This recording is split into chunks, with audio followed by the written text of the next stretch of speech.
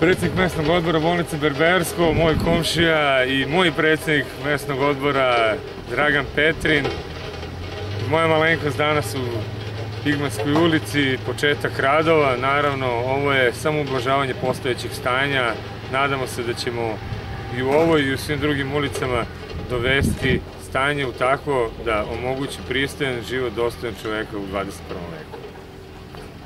Srpska napredna stranka je u predizbornoj kampanji ukazivala na ovaj problem i sve drugi sa kojima se naši sugrađani svakodnevno susreću.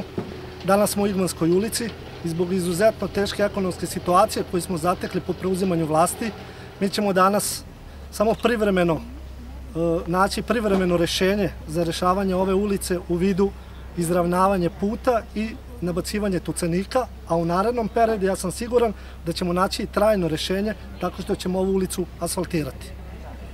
Aktuelna vlast na čelu sa gradonačelnikom magistrom Ivanom Bošnjakom ima i snage i znanja i energije da se izbori s ovim i sličnim problemima. U budućem periodu to ćemo i pokazati i dokazati.